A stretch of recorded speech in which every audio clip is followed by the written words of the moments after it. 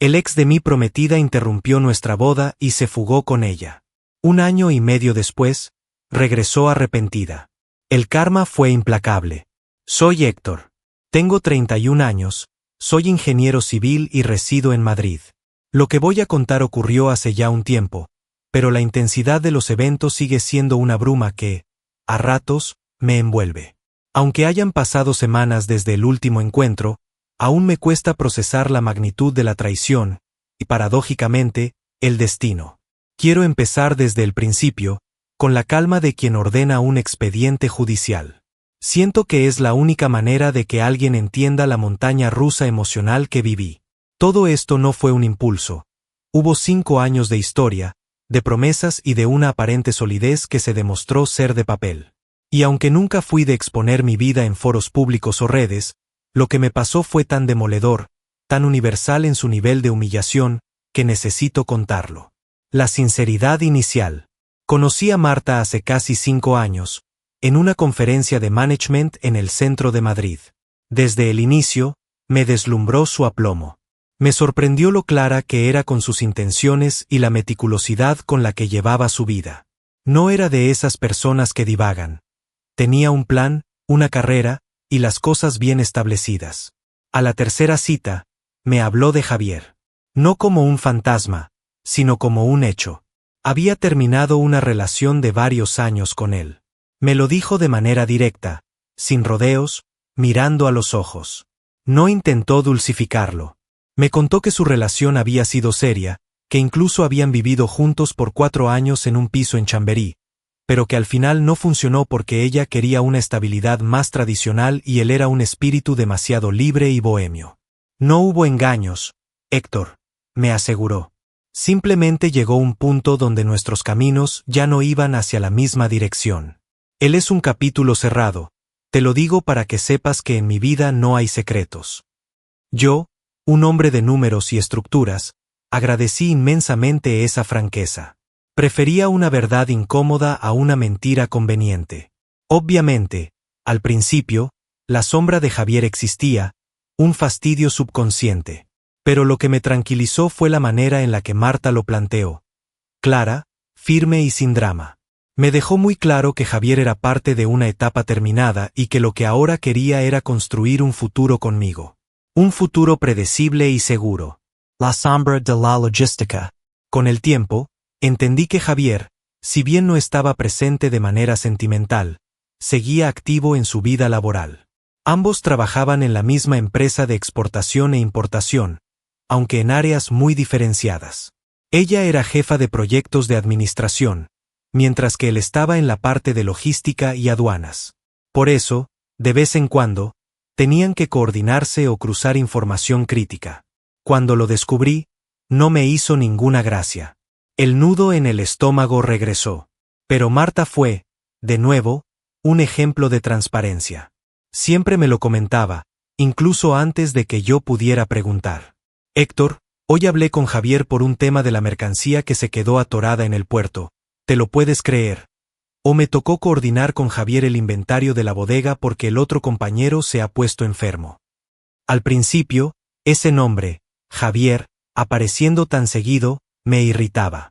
Luego entendí que lo hacía justamente para que no hubiera secretos ni margen para la duda. Ella nunca me dio un motivo real para desconfiar. Era una mujer muy centrada, muy profesional. Nunca respondía llamadas de trabajo después de las 10 de la noche, jamás ocultó su móvil, y siempre se esforzaba por mostrarme que lo suyo con él era estrictamente laboral. Me enseñaba correos, me hablaba de las juntas con una exasperación genuina. Era una compañera de trabajo, nada más. Lo confieso, cada vez que llegaban las vacaciones de Semana Santa o la pausa de verano, yo sentía un profundo alivio. Sabía que significaba no tener contacto con él. El destierro del recuerdo. 2 años después de que nos conocimos, el alivio se convirtió en paz total. Recibí la noticia más tranquilizadora en mucho tiempo. Javier había renunciado a la empresa. Decidió aceptar una oportunidad fuera de la capital, en una compañía bastante más grande, en la zona de Levante. Recuerdo perfectamente el día. Estábamos en nuestro restaurante favorito de tapas en La Latina. Marta, Sin mayor emoción, me soltó: hoy fue el último día de Javier en la empresa. Se va a trabajar a Alicante. No sé si notó el cambio en mi respiración, la liberación que sentí, pero me sentí verdaderamente libre. No porque temiera a Marta, sino porque la sola idea de su excerca, aunque disimulada, no dejaba de ser un peso emocional. Desde entonces, el nombre de Javier desapareció por completo de nuestras conversaciones. Ella nunca volvió a mencionarlo y, poco a poco, me olvidé de que alguna vez existió esa sombra. La gran propuesta en Canarias. Nuestra relación creció y se consolidó. Marta era la compañera perfecta para mí. Madura, trabajadora, cariñosa y con la disciplina que yo admiraba. Sabía gestionar, poner límites, y me hacía sentir seguro en un mundo que a veces me parecía demasiado caótico. La idea de proponérselo me rondaba desde hacía meses, pero yo quería un escenario épico, memorable. Ella siempre había tenido un sueño: conocer las Islas Canarias, específicamente el Parque Nacional del Teide. Me hablaba de las playas de arena negra volcánica, de los paisajes lunares, de la quietud del Atlántico. Pasé meses planeando la logística. Ahorré, organizamos los tiempos en el trabajo. Le dije que teníamos un viaje sorpresa, sin dar detalles. Ella, que me conoce, sospechaba, pero nunca imaginó el destino ni el motivo real. Llegamos a Tenerife en lo que sería el viaje más importante de mi vida. Recuerdo la primera tarde en el parque rural de Anaga, la inmensidad del océano.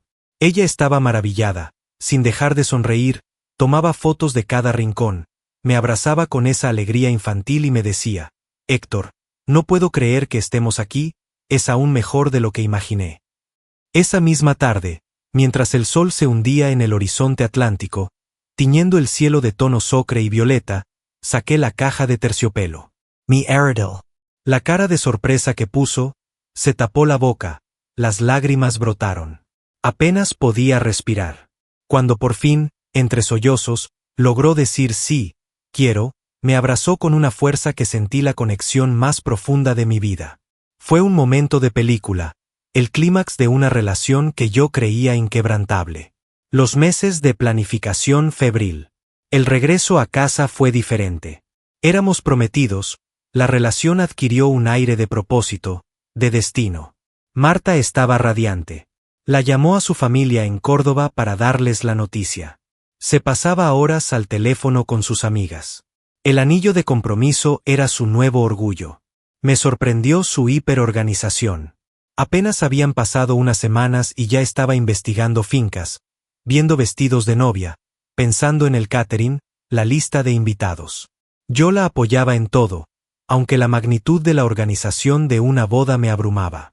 Pero verla tan ilusionada, con esa luz en los ojos, me contagiaba. Conforme pasaban los meses, los preparativos tomaban forma.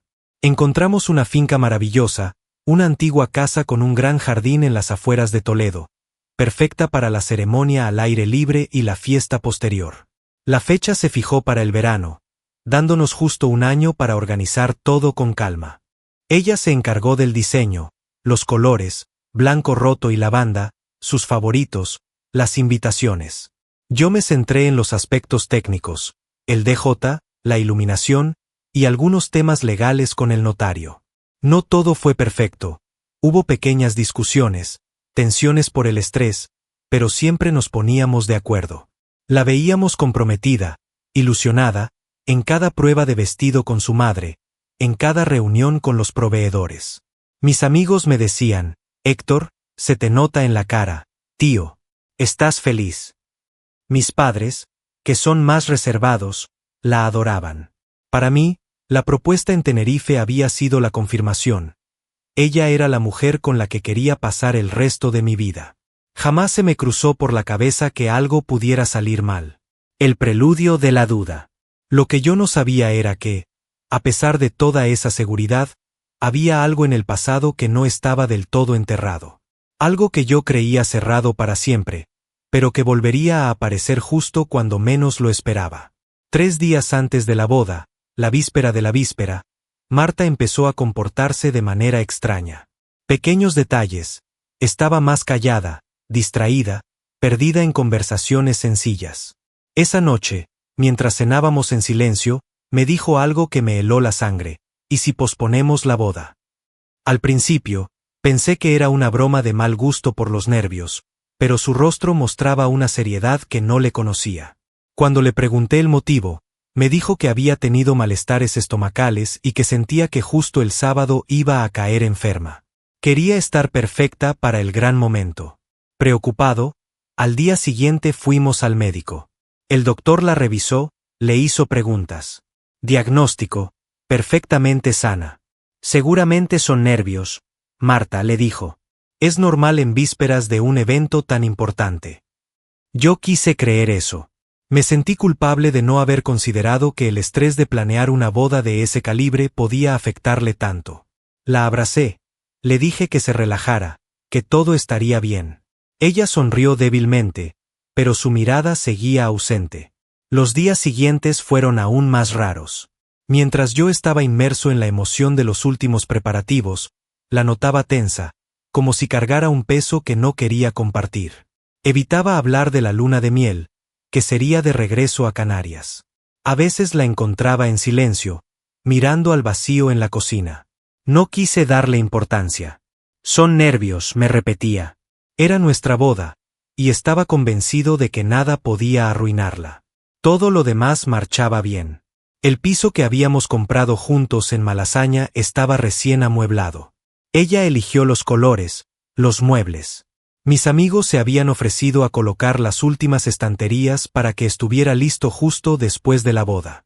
La mujer de mi vida, nuestra casa, un viaje soñado, todo estaba alineado. El día del cataclismo. Llegó el día. Sábado. Me levanté temprano, nervioso, pero por la emoción. Revisé el traje, el anillo, los documentos. El corazón me latía a 1000. La ceremonia sería en el jardín de la finca en Toledo, bajo un arco de flores blancas y lilas. Los invitados empezaron a llegar. Mi familia de Galicia, sus parientes, amigos de la universidad, compañeros de trabajo. Cuando Marta apareció, un murmullo de admiración recorrió el lugar. Estaba impecable. Su vestido era de un blanco radiante, con un velo sencillo pero elegante. Caminaba con seguridad, aunque vi la tensión en su mandíbula. Cuando nuestros ojos se encontraron, sentí esa ráfaga de convencimiento. Sí, es ella. La ceremonia fue emotiva. Nos miramos, nos prometemos amor. Y luego, el momento crucial, firmamos los documentos legales. Éramos oficialmente marido y mujer. Ella sonrió, me besó, y el aplauso retumbó. Yo creía ver felicidad genuina en su rostro. La fiesta comenzó. Música, baile, brindis. Todo era perfecto. Fue entonces, en medio del segundo baile, que ocurrió lo que jamás, ni en mi peor pesadilla, hubiera imaginado. De pronto, Marta se acercó. Me abrazó con una intensidad desmedida, casi desesperada. Me susurró al oído, con un hilo de voz: amor, perdóname. Me quedé paralizado. Le pregunté: ¿perdonarte por qué? ¿De qué hablas? Ella soltó el abrazo y, sin darme tiempo a reaccionar, salió corriendo. Corrió por el pasillo central, dejando una estela de tela blanca. Pensé, por un segundo ridículo, que era una broma, un juego. Pero luego, todos vimos. A la salida del salón, un coche negro estaba esperando, el motor encendido. Marta subió de un salto. El conductor, sin importarle la multitud de gente vestida de fiesta, arrancó de golpe, quemando rueda. La música se detuvo. Las risas se ahogaron. Un silencio denso, atónito, cayó sobre la finca. Yo estaba en shock. Grité su nombre, saqué el móvil tembloroso y marqué.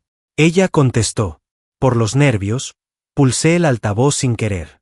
Su voz, rota, se escuchó en cada rincón del salón. Héctor, lo siento. Odio hacer esto hoy, pero créeme, lo intenté. Te amo, pero no puedo seguir negando mis sentimientos. Javier ha vuelto, me ha buscado. Él fue mi primer amor, el primero en todo, y es con él con quien quiero estar. Me voy. No volveré jamás. El mundo se fragmentó. Todos escucharon. Mis padres, con la cara de horror. Sus padres, inmóviles. Yo solo pude gritar, la voz desgarrada. ¿Por qué demonios no me lo dijiste antes de firmar? ¿Cómo se supone que me divorcie de algo que ni siquiera empezó? Ella no dio más respuestas. Solo dijo, entre un llanto que sonaba a condena, perdóname, Héctor. Y colgó. Vi a su madre. Su rostro no era de sorpresa, sino de un dolor contenido, de quien ya sabía. Esa imagen se me quedó grabada. La humillación fue total.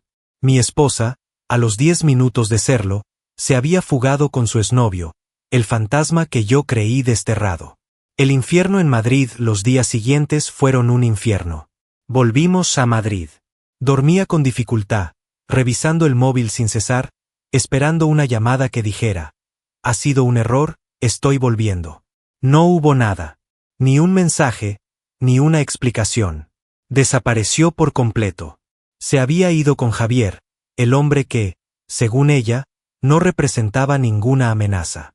Yo estaba casado, pero solo. Mi matrimonio roto antes de empezar. Me preguntaba, ¿cómo pudo planear cada detalle, sonreír, firmar, sabiendo que iba a huir? El vacío era indescriptible. La actualización, 1 año y medio después. Ha pasado ya más de 1 año y medio. Meses de terapia, de reconstruir la confianza. La idea de volver a enamorarme me parecía una quimera, una crueldad del destino. Pero la vida, a veces, tiene guiones inesperados. Hace 6 meses, en un viaje de trabajo a Bilbao, conocí a Claudia. Era la gerente de proyectos de la otra empresa. Directa, fuerte, pero con una empatía que me desarmó.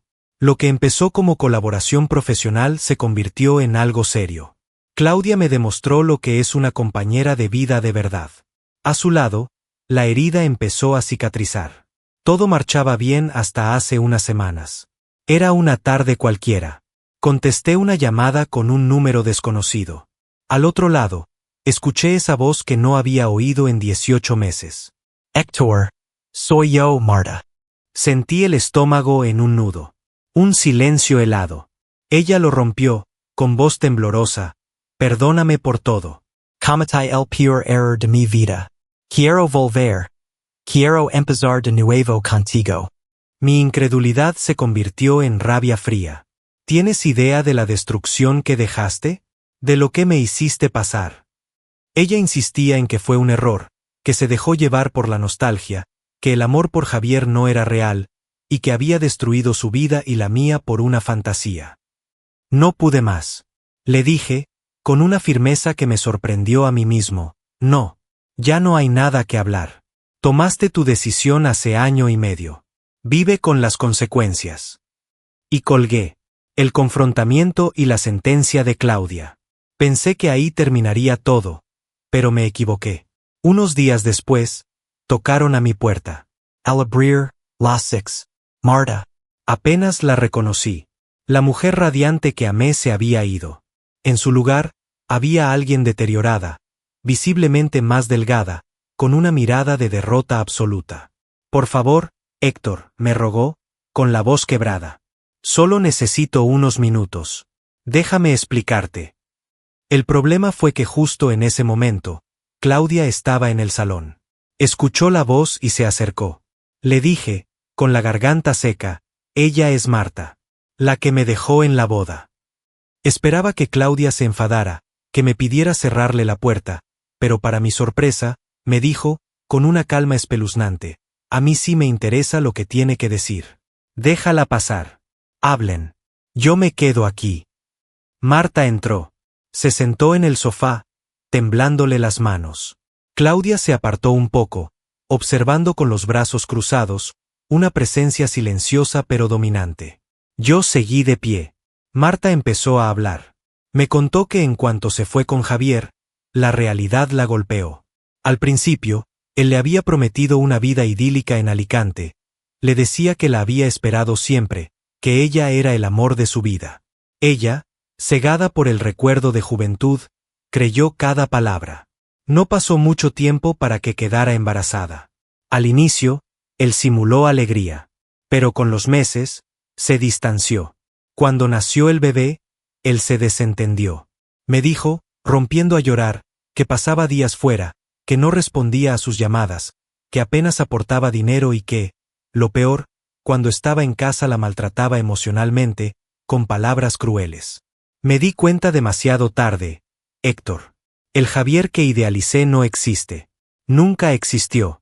Y yo, arruiné mi vida y la tuya por una mentira. Me pedía perdón una y otra vez.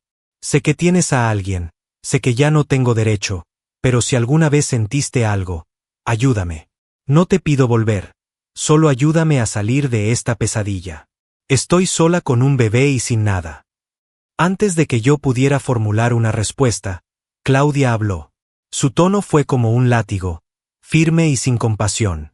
Ay, amiga, eres estúpida, pero estúpida con mayúsculas. Dejar a un hombre como Héctor es de analizarse, de verdad. Míralo.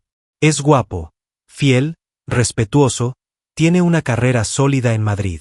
Es el mejor partido que he conocido en años. ¿Y tú qué hiciste? Lo dejaste por tu ex. Un hombre que te prometió el cielo y te dio el infierno. Te embarazó, te maltrató y te abandonó. El karma no ha sido suave contigo. Claudia se acercó. No me gusta reírme de la desgracia ajena, pero tu caso es un ejemplo de manual. ¿Qué esperabas que pasara? Supongo que no la perdonarás. ¿Verdad, Héctor? La dureza de Claudia fue brutal, pero liberadora. La miré y le respondí con calma. Claro que no, Claudia. Marta tomó su decisión. Sus malas decisiones no son mi responsabilidad. No voy a cargar con algo que yo no provoqué. Marta. Vete y no vuelvas. Ella se levantó, humillada, sin mirarme a los ojos, y se fue sin una palabra. Cerré la puerta. Me senté en el sofá, exhausto. Una parte de mí sentía la rabia de la traición, otra, una extraña compasión por la ruina que ella misma se había causado.